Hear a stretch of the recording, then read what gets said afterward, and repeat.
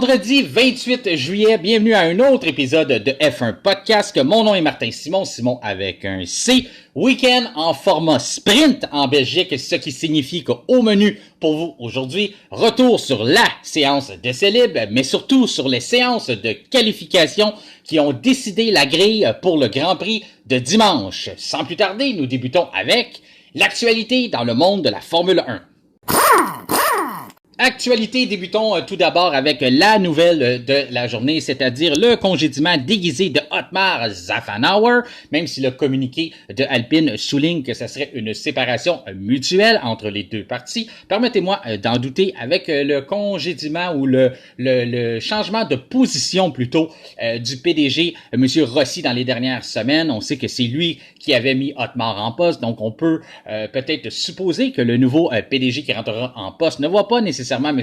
Szafnauer comme étant l'homme de la situation pour l'écurie française. Il y a aussi Alan Perman qui fait partie de cette séparation-là, ainsi que Paul Fry, lui, qui va s'en aller chez Williams pour la saison suivante. C'est un ingénieur de longue date pour l'écurie Alpine, donc il s'agit d'une grande perte. Pour l'instant, le candidat qui remplacerait Monsieur Otmar en tant que directeur de l'écurie Alpine serait Bruno Famine, lui qui était qui est le vice-président présentement de Alpine Motorsport. Il est aussi un ancien directeur de chez Peugeot ainsi qu'un directeur des opérations pour la FIA. Il avait eu ce poste en 2019. Donc c'est lui qui devrait siéger pour terminer la saison car ce sera effectif à la fin du Grand Prix de la Belgique. Donc Otmar, si vous l'aimez, si vous étiez un grand partisan de lui, eh bien, profitez de ces dernières journées en tant qu'on va le voir à la télévision, parce que ça sera son dernier Grand Prix. Est-ce qu'il s'en va quelque part d'autre? Est-ce qu'il va réussir à se trouver un autre emploi? J'ai bien hâte de voir. C'est un gars que je trouvais fort sympathique. On a gagné à découvrir à travers la série Drive to Survive. Il était anciennement, pour ceux qui se rappellent, chez Racing Point. Il a aussi fait une saison en tant que directeur chez Aston Martin avant d'être remplacé par Mike Crack. C'est lui qui était parti et on l'a remplacé par M. Crack. Donc, ça sera un nouveau départ pour Otmar à suivre où il prendra le chemin pour la suite de sa carrière. Il y a aussi la nouvelle qui a retenu l'attention cette semaine, c'est le F1 Academy, la Formule 1 qui a annoncé depuis déjà un certain temps qu'il y aurait cette division féminine qui s'est déjà débutée d'ailleurs. On en est à la première saison. On n'a toujours pas de contrat de télévision. Ça, c'est ce qui va être important dans les prochaines saisons, de réussir à mettre la main sur un distributeur qui va vouloir prendre du temps, consacrer du temps sur la grille horaire pour présenter cette académie-là. La F1 Academy, pour les gens qui ne savent pas c'est quoi, c'est une ligue entièrement féminine. Donc, c'est un peu une succession de la W Series qui a existé pendant quelques saisons, donc c'est entièrement pour les femmes. C'est des voitures qu'on peut classer de catégorie F4, donc c'est moins rapide qu'une F3, qu'une F2 et qu'une F1, vous avez compris le principe. Ça fait partie de toute cette tendance-là de vouloir faire progresser l'équité et d'emmener les femmes vers la Formule 1 un jour. Je vous ai déjà donné mon opinion là-dessus. Je pense qu'il y a beaucoup de chemin à suivre pour en arriver là, mais on est sur le bon chemin sur la Formule 1. On crée une catégorie, on crée une formule de F4. Si certaines femmes sont capables de s'en tirer et de vraiment montrer leur savoir-faire, ben ils pourront éventuellement graduer en F3, en F2, avant d'atteindre la Formule 1, poursuivre dans le fond le fil que les pilotes, autant que chez les hommes, qu'on est obligé de suivre pour se mériter un volant en Formule 1. Donc la grosse nouvelle, ce n'est pas la F1 Academy, parce que c'était déjà annoncé depuis plusieurs saisons. La grosse nouvelle, c'est que 10 équipes, donc toutes les équipes de Formule 1, vont se joindre à la F1 Academy. Donc chaque équipe aura son écurie et aura ses deux pilotes féminines pour développer. Donc, Ferrari, Red Bull, vous avez compris, là, toutes les écuries auront leur écurie sœur dans cette catégorie-là de F1 Academy. Donc, c'est une très, très grande nouvelle. On le sait pour le sport féminin. On en a déjà avancé autant pour le hockey que pour d'autres catégories de sport, la WNBA, que si on veut que ça progresse, il faut que les ligues majeures interviennent. Donc, il faut qu'on réussisse à soutenir. Après ça, il y a bien entendu, il faut qu'il y ait la télévision, il faut qu'il y ait les partisans qui soient au rendez-vous, il faut qu'il y ait des gens qui s'intéressent. Là. Si on fait juste ça pour l'égalité, puis il y a personne que ça intéresse, personne ne regarde ça, ben ça vivra pas longtemps, parce que le but, c'est pas non plus, c'est de rapporter de l'argent. Donc, c'est normal qu'on investisse au début. La Formule 1 met cet intérêt-là. Les 10 écuries ont emboîté le pas de dire, nous aussi, on va mettre un intérêt là-dedans, on va mettre de l'argent, on va investir pour que les femmes puissent se développer dans ce sport-là. Donc, en ayant le soutien de ces grandes écuries-là, ça risque de vraiment donner une certaine notoriété à ce sport-là. Il reste à voir, est-ce qu'une compagnie de télévision va embarquer ou une compagnie de streaming par les réseaux, par l'Internet? Est-ce qu'on va voir ça arriver dans les prochains mois? Ça, c'est la prochaine étape. Il faut que la F1 réussisse à signer un partenaire majeur qui va vouloir accorder du temps sur sa grille horaire pour présenter ces courses-là. On a déjà aussi annoncé que ça serait une formule de soutien donc pour les courses de la Formule 1 au cours de la prochaine saison. Ça pourrait être intéressant. Est-ce qu'on va les voir à Montréal un jour? J'en doute. On n'a pas l'air du côté du Grand Prix de Montréal à être vraiment intéressé à débourser les frais pour emmener ce genre de série-là, parce qu'on sait qu'il y a ça engendre des frais d'avoir une série de plus, même si les partisans à Montréal le méritent grandement et le réclament depuis plusieurs années d'avoir une série de plus de soutien. Ça pourrait être intéressant de commencer par la F1 Academy et peut-être un jour même d'avoir les Formule 3, les Formule 2 qui pourraient s'amener sur le circuit Gilles Villeneuve pour nous divertir en attendant de voir les Formule 1 embarquer sur la piste. L'autre grande nouvelle ou pas de nouvelle, on peut dire, c'est Spa-Francorchamps. On sait qu'il y a eu 2 décès lors des 5 dernières années. Là, il y a Russell, lui, qui est en charge dans le fond, c'est lui le président du syndicat des pilotes. On peut appeler ça comme ça. C'est lui le représentant des pilotes vers le syndicat. Donc, il y avait des rencontres qui se faisaient pour savoir si on devait modifier cette fameuse montée de haut rouge là, avec la Raidillon, savoir si on devait modifier ça pour que ça soit plus sécuritaire. Donc, ça a été unanime. Les pilotes ont dit non, pas de modification. On n'est pas ouvert à cette idée-là. C'est Russell qui en a donné la nouvelle en tant que porte-parole. Donc, il n'y aura pas de changement.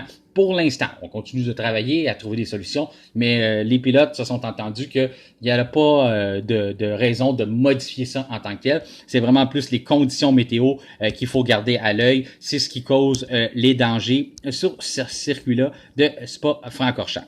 L'autre nouvelle aussi, ça a été du côté de Christian Horner et Red Bull qui a annoncé que c'était terminé pour Red Bull côté évolution. Donc oui, vous allez voir encore au cours des certaines courses, comme la course de ce week-end, vous allez encore voir des évolutions arriver parce qu'on en a préparé depuis les derniers mois, les dernières semaines. Mais pour l'instant, à l'usine, on va cesser de travailler sur la RB19. On va déjà commencer sur la RB20, que je présume qu'elle va s'appeler comme ça. Donc, on passe déjà en mode 2024 du côté usine et développement. Donc, ce que vous allez voir dans les prochaines semaines arriver pour la RB19, ça risque d'être des petits ajustements ou ce qu'on avait déjà en préparation là, on va ajouter à la voiture. Mais pour ce qui est de l'usine, on prépare plus rien pour les courses à venir en saison. Donc, on passe vraiment en mode 2024.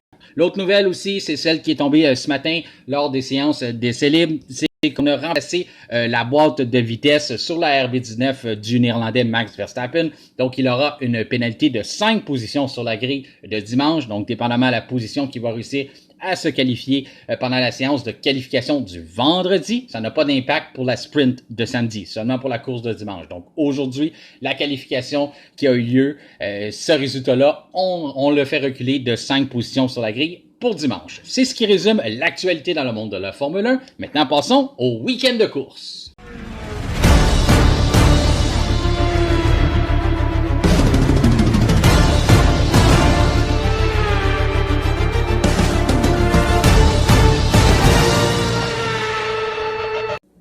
Week-end de Grand Prix en Belgique sur le circuit, le magnifique circuit de Spa-Francorchamps. Si vous avez eu la chance de lire sur notre page Facebook, on a un magnifique texte qui a été super bien rédigé sur le circuit de Spa-Francorchamps. On mentionne justement que le Radillon au rouge, c'est une pente qui est l'équivalent d'un édifice de 8 étages. Donc, si vous avez la chance d'aller lire ça, c'est assez impressionnant. Même à la télévision, on est capable de voir cette pente-là qui est immense, ce mur d'asphalte qu'on peut appeler, mais c'est encore plus impressionnant à voir en personne. Là, ça ne rend pas vraiment justice à la télévision à quel point cette pente-là est vraiment, vraiment quelque chose à escalader. à bord d'une Formule 1 au ras-le-sol, assis dans une monoplace là, à plus de 300 km/h, être capable de disputer ce genre d'enchaînement de virages. Là, c'est de toute beauté, c'est super impressionnant, autant à la télévision qu'en personne. Donc, pour Spa-Francorchamps, c'est un format sprint pour le week-end, c'est-à-dire que plus tôt ce matin, on avait la séance d'essai libre et la qualification en après-midi qui venait dresser la grille pour le Grand Prix de dimanche. La séance d'essai libre du matin, on peut la prendre et la mettre aux poubelles. Il a tombé une pluie pratiquement une pluie torrentielle. On pensait même devoir annuler la séance de qualification. La FIA avait même pris la décision que si jamais on sait le règlement, normalement, si une séance de qualification n'a pas lieu, on se fie à la dernière période d'essai libre avant les qualifications. La FIA avait annoncé que ça ne serait pas le cas pour ce type de week-end-là, qu'on prendrait plutôt soit la sprint race ou la qualification de la sprint pour décider la grille du dimanche. Mais heureusement, on n'a pas eu besoin de ça. La pluie, les nuages se sont tassés et on a pu aller en piste et vraiment faire cette séance-là comme on doit le faire d'habitude. Ça a été quand même assez intéressant à voir. On avait des bonnes voitures qui pouvaient se disputer le départ, donc c'était intéressant de voir qui allait réussir à aller chercher le mieux sur cette piste-là, qui avait été détrempée au début de la journée, mais qui a fini par se replacer. Plus que la séance avançait, plus qu'on roulait sur le sec, donc on a pu finalement changer les pneus intermédiaires pour aller sur les pneus slick, les pneus tendres. Donc ça nous a donné un bon spectacle tout au long. Là. Il y a eu plusieurs chambardements. Il y a même eu Max Verstappen à un moment donné qui se retrouvait tout près de l'élimination, a failli pas atteindre la Q3. Là, ça aurait été catastrophique de sa part. Comme on vous a mentionné, il y a déjà une pénalité de 5 positions. Donc, si il avait terminé 10e, il serait retrouvé à partir 15e. Donc, ça aurait été... C'est pas le scénario idéal parce qu'on peut dire que Red Bull et Max Verstappen ont choisi d'utiliser la pénalité de 5 positions, de remplacer cette boîte de transmission-là à Spa-Francorchamps. On se rappellera que l'année dernière, il avait aussi eu une pénalité là-bas. Ça l'avait relégué au 14e rang, mais il avait quand même réussi à remporter le Grand Prix de Belgique. Donc, on sait que c'est une place stratégique où c'est facile vraiment entre grosses parenthèses. Là, il y a rien de facile en Formule 1, mais c'est une place où c'est plus préférable si on veut faire plusieurs dépassements. On a des grandes lignes droites. On sait qu'avec la Red Bull, on a aussi plusieurs enchaînements. Donc, c'est une place où c'est plus permissif pour remonter le peloton qu'à d'autres endroits, comme Hongrie, justement, qu'on a vu la semaine dernière. Donc, c'est Verstappen qui a eu le meilleur temps et c'était un temps canon, là, pratiquement une seconde devant la Ferrari de Charles Leclerc. C'était très, très rapide. Ça avait l'air serré jusque-là, mais il a vraiment réussi à donner tout la gomme dans ce dernier tour-là. Il est vraiment impressionné la galerie, comme il sait le faire, Max Verstappen. Donc, c'est lui qui a eu la pole. Il n'en profitera pas.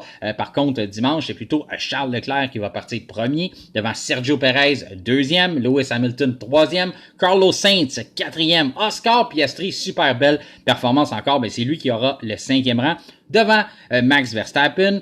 Lando Norris qui, oui, il s'est fait battre par Oscar Piastri, mais il y a une donnée qu'il faut prendre en considération, c'est que en Q1, Lando Norris a fait une sortie de piste et il a endommagé le sol de sa voiture. Donc, son plancher était gravement endommagé. On n'a pas pu le réparer. On a essayé là avec le bon vieux ruban adhésif, mais c'était pas suffisant là, pour ramener la performance de la voiture. Il a même mentionné dans l'entrevue que c'était une perte totale de ce plancher-là. On aurait l'autorisation de le remplacer. Là, on sait que les voitures sont super fermées après une qualification, à moins des dommages qui pourraient venir, dans le fond, empêcher la voiture de participer à la course. Donc, Lando Norris n'avait pas toujours eu la confirmation, mais semblait assez sûr après la séance que le McLaren aurait la permission de remplacer ce plancher-là pour non seulement la course sprint de samedi, les qualifications sprint, mais aussi pour la course de dimanche. Donc, c'est ce qui explique pourquoi qu'il est plus loin sur la grille, mais ça n'enlève rien à Oscar Piastri qui était extrêmement rapide tout au long de la journée. Il avait même le meilleur temps à un moment donné là, quand que la piste était encore trempée. Il y a eu George Russell derrière Norris. Après ça, Fernando Alonso. Lance Stroll qui est tout juste derrière Alonso. Ensuite, Tsunoda, Gasly, Magnussen, Bottas, Ocon qui a frappé le mur. Là, c'est ce qui est vraiment venu compromettre cette séance-là pour lui. Là, il a vraiment frappé le mur solide. Après ça, il y a Alex Albon.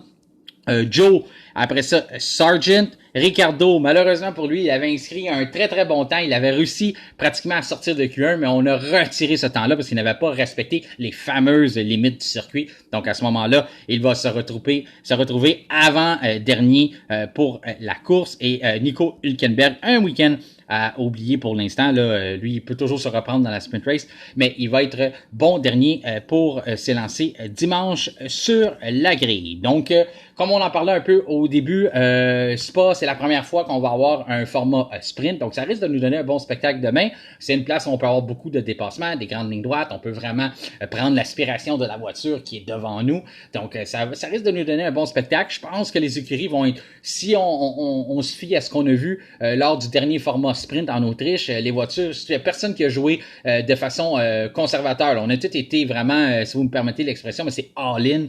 Tout le monde a vraiment pris le plus de risques possible. On voulait gagner des positions. J'espère qu'on aura le droit au même spectacle. On s'en va vers la pause d'été, donc c'est le dernier week-end avant cette longue pause-là, demi-saison en Formule 1. Donc, c'est intéressant qu'on nous donne un bon spectacle de quoi à se rappeler là, durant ces semaines-là et de continuer à regarder sur Internet, voir les vidéos de tout ce qui va s'avoir passé lors de ce week-end-là. Donc, j'espère que samedi, ça nous donnera un bon spectacle, mais aussi pour dimanche, qu'on aura une bonne course. C'est pas Max Verstappen qui va s'élancer de la première place, donc on va voir, même s'il ne part pas de si loin que ça va quand même être intéressant de le voir remonter sur Piastri, sur Sainz, sur Hamilton, toujours bon de les voir les deux. Après ça, aller voir s'il est capable d'aller chercher son coéquipier Perez. Je pense pas que ça va être compliqué. Je pense qu'il va être capable d'y aller. Et ensuite, finir avec une petite bagarre pour aller chercher Charles Leclerc, tenter de remporter un autre Grand Prix consécutif. Et un autre aussi, là, il est pratiquement à la maison. Hein, chez lui, on sait, il est né en Belgique. Il a choisi de représenter le drapeau néerlandais.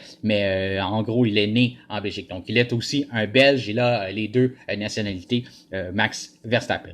Donc, c'est ce qui résume la séance de qualification pour la course de dimanche. Notre prochain rendez-vous pour F1 Podcast sera lundi. D'ici là, je vous souhaite un excellent week-end de course, une excellente course sprint. Merci d'avoir choisi F1 Podcast et rendez-vous lundi.